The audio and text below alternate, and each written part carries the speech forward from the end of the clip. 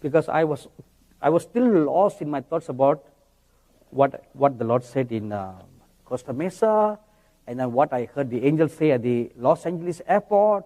I was just troubled by all that, And when I reached the hotel, I was still pondering those words. What does it mean? I will devastate. He didn't use the word destroy. I clearly remember the word. God used the word devastate, not destroy. Destroy means make a complete end. Devastate means cause damage. To wake you up to think. To wake you up, devastation is a forerunner to destruction. So before destruction comes, it shakes you up. Come on, wake up. It's a shaking, devastation. So I tried to remember, and I Googled this morning, Houston flooding. And a whole bunch of articles came up. Then I saw, oh my God, this happened recently, right? In the month of May, when there was a great flooding in the city. And not only that, before this great flooding, the first major great flooding in Houston took place in 1935.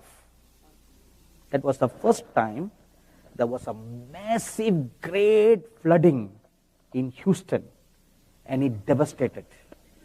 And the news media uses the same word, devastation. So it seems that there is a history of flooding in Houston. And it is an instrument used by God. If you remember that we read in Revelation chapter 14, verse 7, that the judgments of God comes upon the waters and the fountains and the rivers. God removes the boundaries and the waters overflow. They overflow. Even the seas. The Bible says God puts a command. So much you can come. He puts the boundaries. But when God removes the boundaries, then they come rushing into the towns, rushing into the cities, rushing everywhere. Your rivers overflow. About 15 years ago, I was in St. Louis. That was my first visit to St. Louis. And I went up, after I finished ministering, as I came and sat in the pew, I saw this angel walk towards me. He said, "You are not done yet. I want you to give you a word for this nation." So I went up to the pulpit, and this angel told me, "Tell these people that unless rivers of intercession flows in this nation, like the Mississippi, great destruction will come upon the nation." And this angel I saw was the chief prince angel of the United States of America. And I've seen this angel many times in the past, ever since, He stands so huge right near where the Statue of Liberty is, with a long drawn sword, and he stands guard looking over the whole of North America. He is your chief prince. For protection or for destruction. The two things can happen. The same chief prince Michael that protects Israel is also the same angel that destroys Israel. God uses his agents, his angels, for a blessing or for judgment.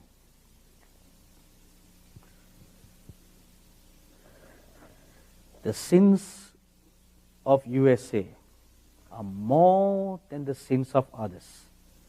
If you read Ezekiel chapter 5, verse 6,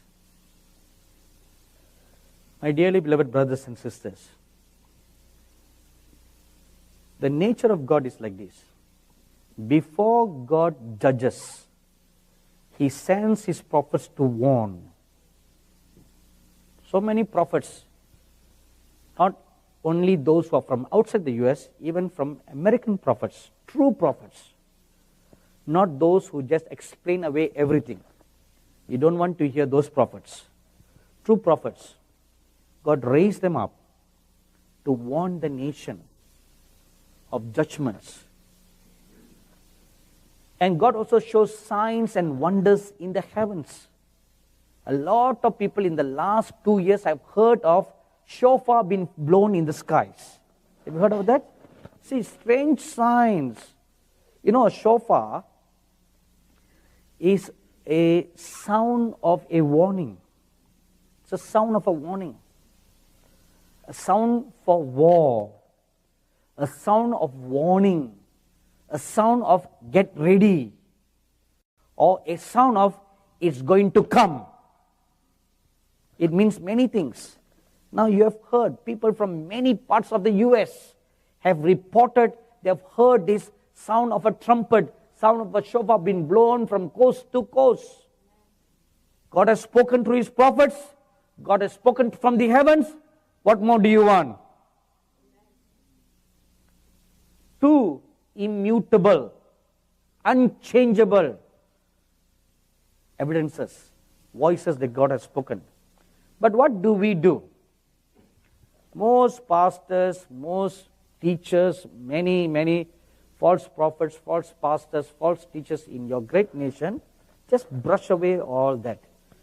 Oh, no, this is not God's judgment. God is a good God. God is that. God is this.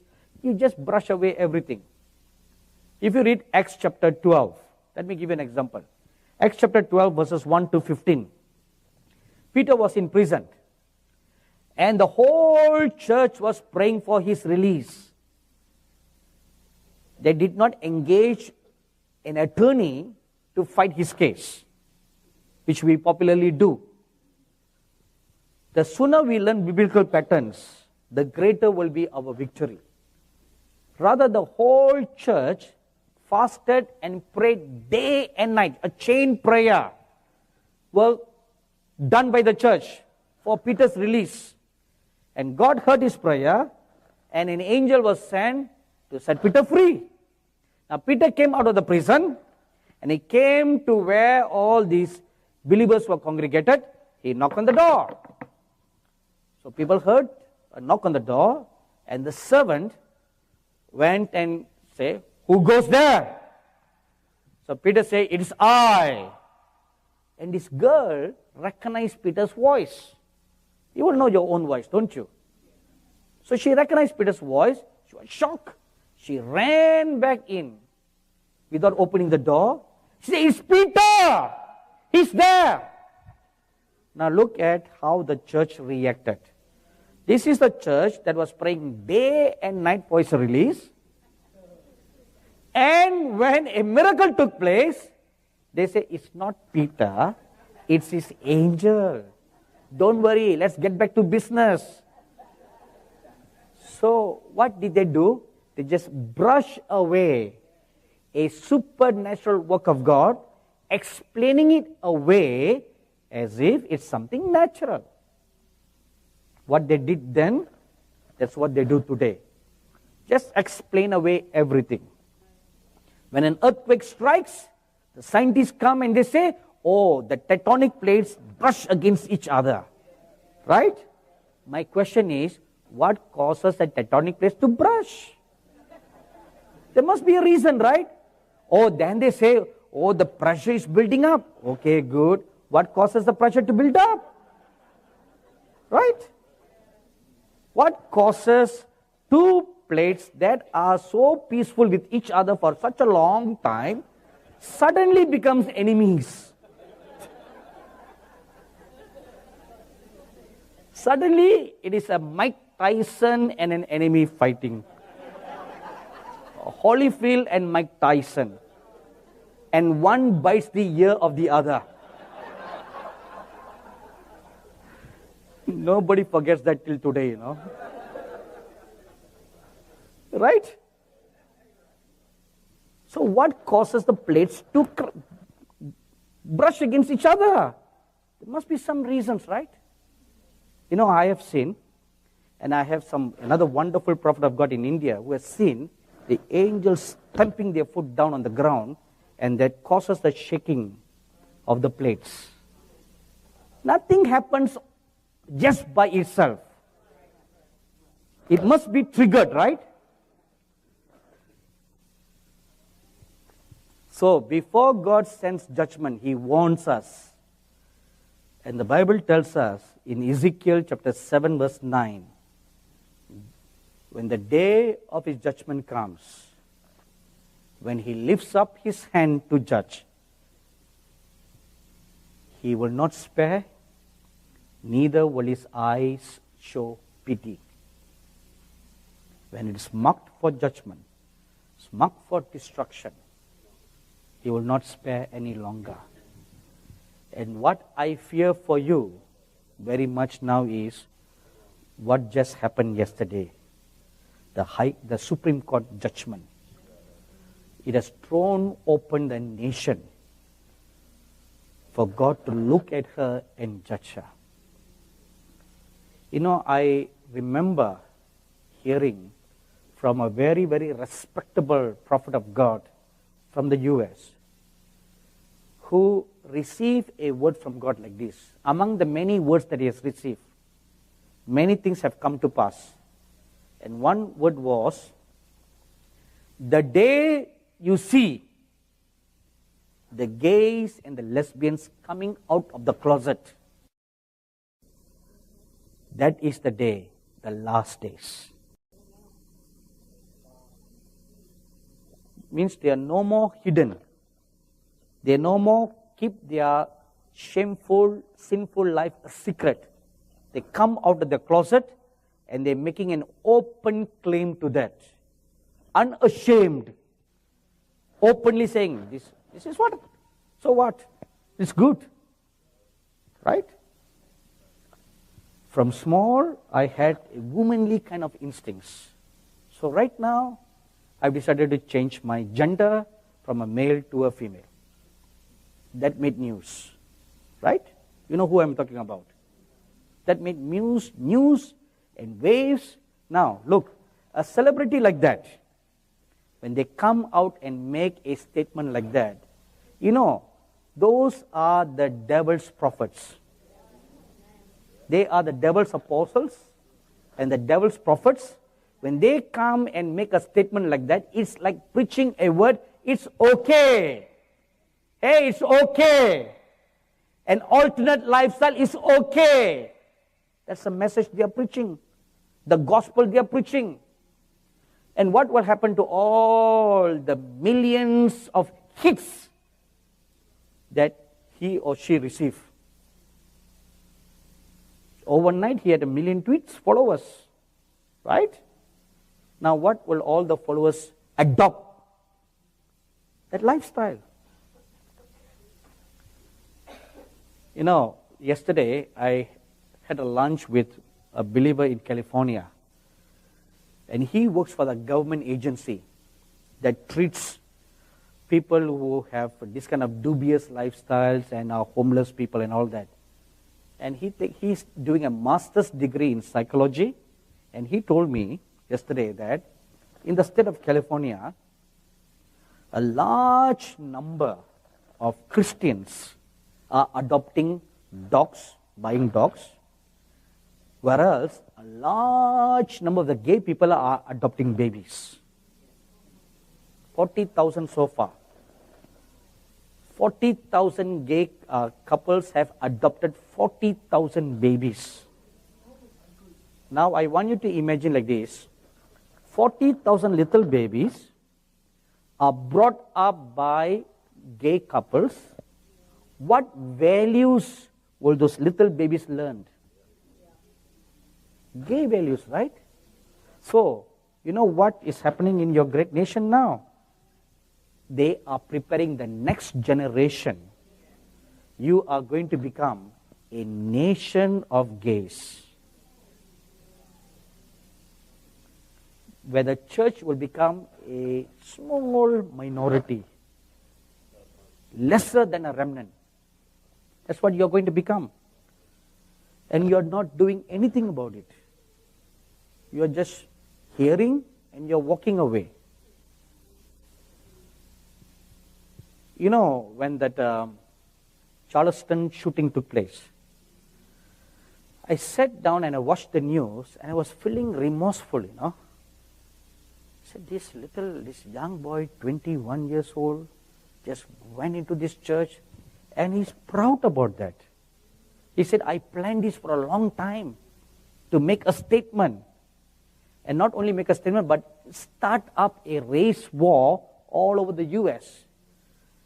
I was looking at that, and then I called to remembrance that either last year or the year before last, when I was speaking at the conference in Lancaster, the word of the Lord came unto me, there will be communal riots between the blacks and the whites, and how the blacks will be killed, and that will cause racial riots. So I called to remembrance. At that moment, the Lord Jesus walked into my room, came and sat beside me, and he too was watching the news. And then he turned around and asked me a question. 2 years ago, I revealed to you that this will happen. What did you do about that? I was shocked. I looked at the Lord, I dropped on my knees, and I fell at his feet. And that day I realized one thing, you know, not only a revelation should be revealed, but you should pray that it does not come to pass. I was guilty. I repented before God. I said, I'm so sorry, Lord. I repented. And that's when the Lord gave me a message. For such a time as this, what should we do? Which I preached at the conference in the Chinese church. For such a time as this. Then the Lord began using Esther's example. He elaborated to me. A warning was given to Esther. What did she do? She did not walk away. She did something about it. She fasted, she prayed. As a result, the destruction was averted. If the 600 people who heard your prophecy that day had done something about it, prayed that there won't be a racial riots, that killing would not have taken place. That incident in Ferguson would not have taken place. None of the whites killing the blacks would have taken place. The riots in Ferguson, the killing in Charleston would not have taken place. But what are we doing? You know what? Let me tell you honestly, okay? People like you are. See, when I say people like you, please forgive me. I don't mean that I'm better than you. Please don't think like that. Remnant people like you all, who go to such meetings like this, good people like you all, who don't want to hear sugar-coated message. But you know a mistake you make? You hear, you just walk away. You are worse than those who hear a sugar-coated message. You are worst. Because you hear, you know, what did you do about it? You heard it. What did you do about it?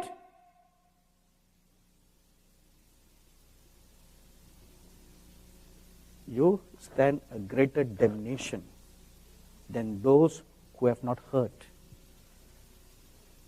The remnant church must not only hear the prophetic word of God, you must do something about it. You must bend your knees and pray.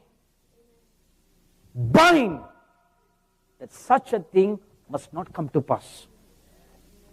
If you do that, then no destruction will come to the shores of your nation.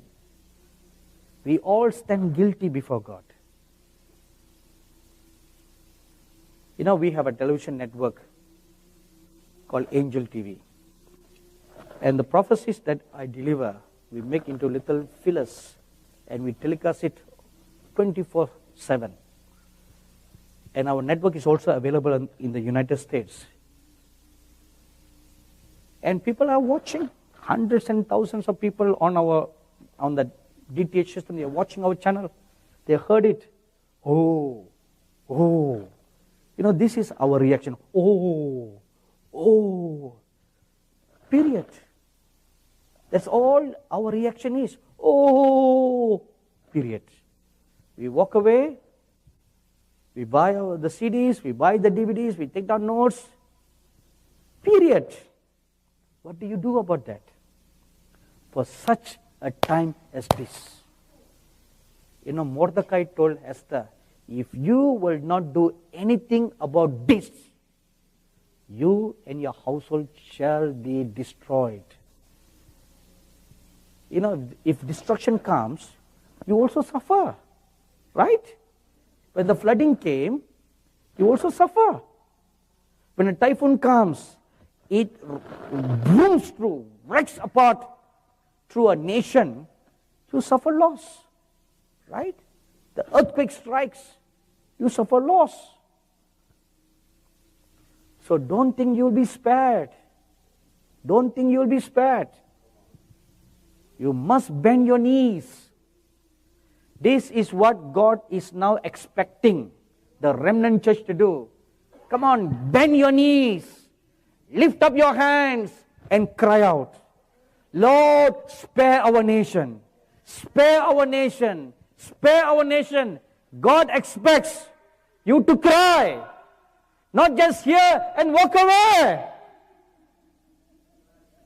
There in Michigan, God showed me George Washington. He said he's still praying for America. He's still praying. Even in heaven, they still pray. You can ask the saints to pray, but they have a job to pray. The reason why? Because we are not praying.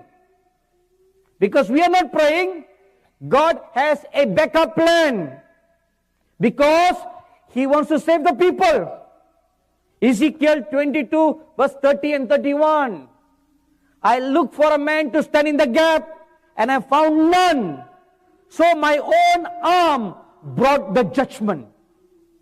So if there was someone who stood in the gap, the arm of God would not have brought judgment, but it would have brought salvation. What have you done? What have you done for such a time as this? What have you done?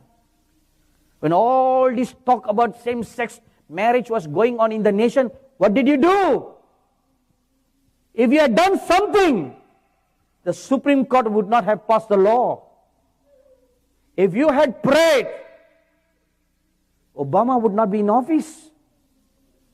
And if Obama was not in office, the liberals would not have become judges. 2008, before the elections, I was in Louisiana.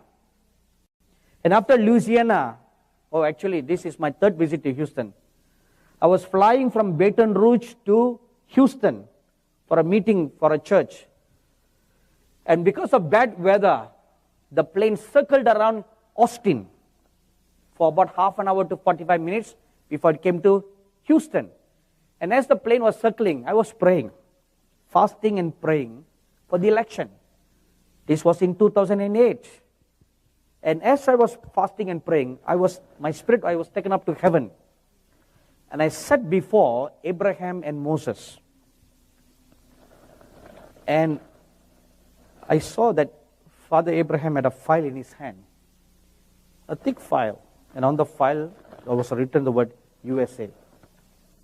And he looked at me and he said, Obama will be elected to office. I said, how can that be, Father? How can that be? I said, what about the Republican Party people? They are pro-Christians. I interceded. And he told me, no, it has been decided. It has been decreed by the watchers. Obama will come to office because that's what the people want. I was shocked.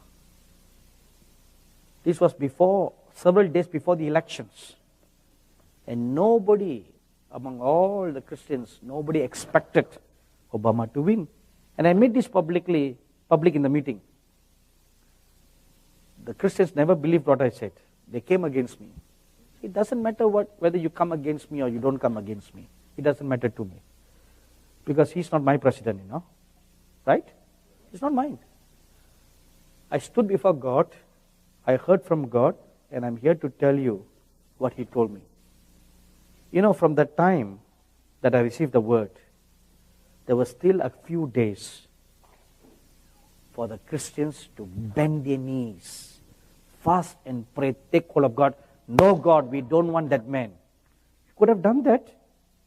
Nobody did anything.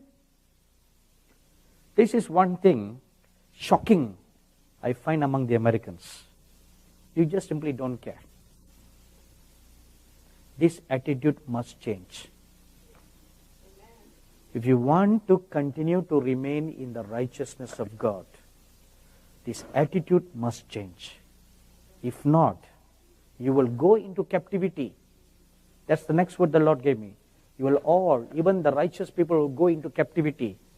Daniel was a righteous man, but he went into captivity in Babylon. They all went into captivity. They all suffered as slaves in Babylon for 70 long years. Why should you? You have stretched your hands to bless the nations of the world. You have been so liberal to give to the nations of the world. God prospered you, and you did not hoard the wealth to yourself. America has been a great giving nation.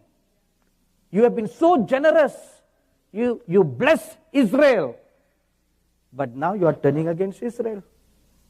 And you have given to the nations of the world.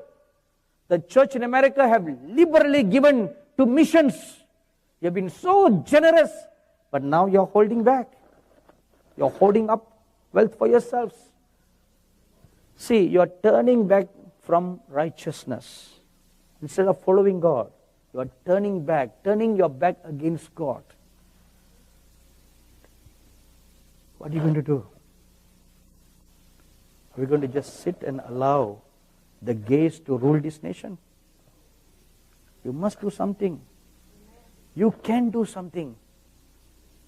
The remaining 2 years before your next election, you must do something. You must fall on your face. You must take hold of the horns of God. You must cry out to God, Lord, give not the blessings in your nation to shame, Lord. You bless this nation. Don't let this nation be put to shame.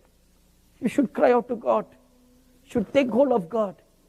This is your destiny. For such a time as this, you are called. What are we going to do? Let's stand up for prayer.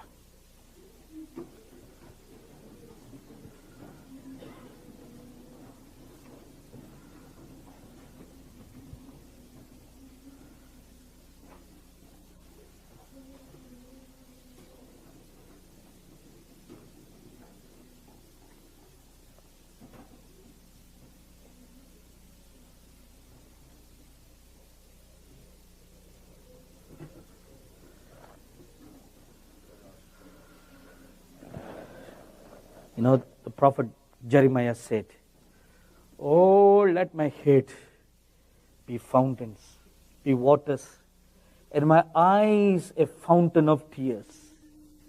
Let the tears flow, that I may weep and pray for the perishing daughters of Jerusalem. Will you weep and pray for your nation? Will you weep and pray?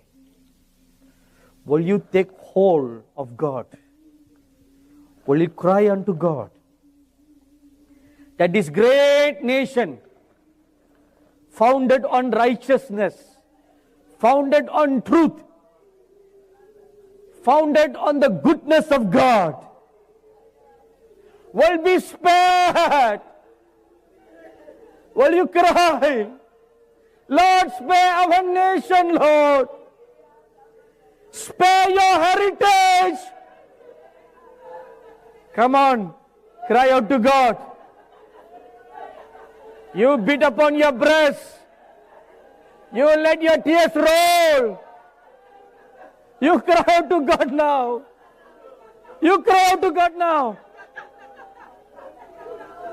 Your cries, your tears, your intercessions avails much.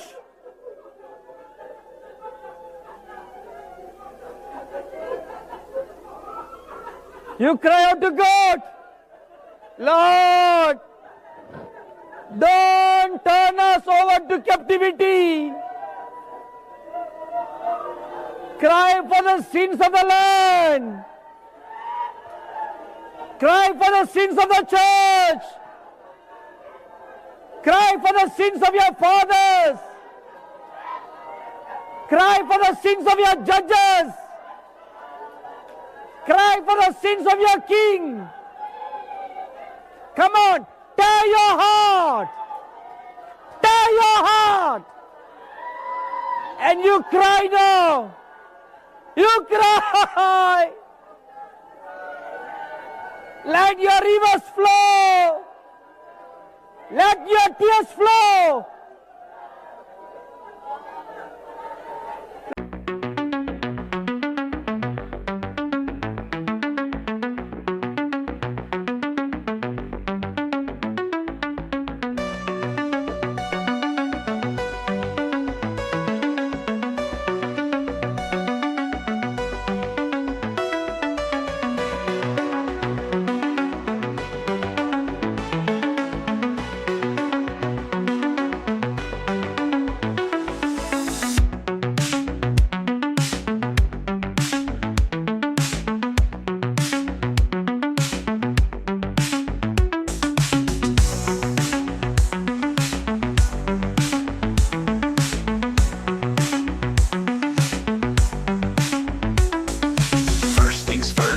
A smile, a little warmth goes 1,000 miles. Listen close, let them talk.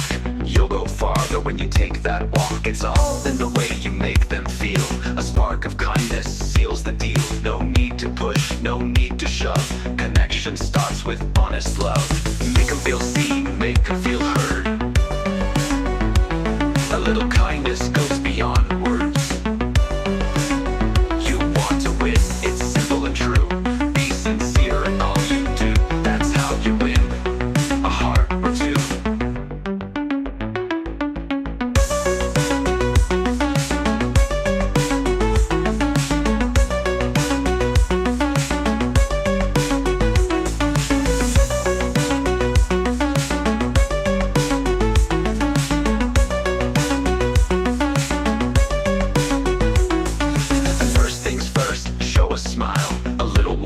Goes 1,000 miles. Listen close, let them talk. You'll go farther when you take that walk. It's all in the way you make them feel. A spark of kindness seals the deal. No need to push, no need to shove. Connection starts with honest love. Make them feel seen, make them feel heard. A little kindness goes beyond words. You want to win, it's simple and true. Be sincere in all you do. That's how you win a heart or two. And then remember, it's a start. It hits them right, straight from the heart. Compliments that come from grace leave a mark, a lasting trace. It's all in the way you make them feel. A spark of kindness seals the deal. No need to push, no need to shove. Connection starts with honest love.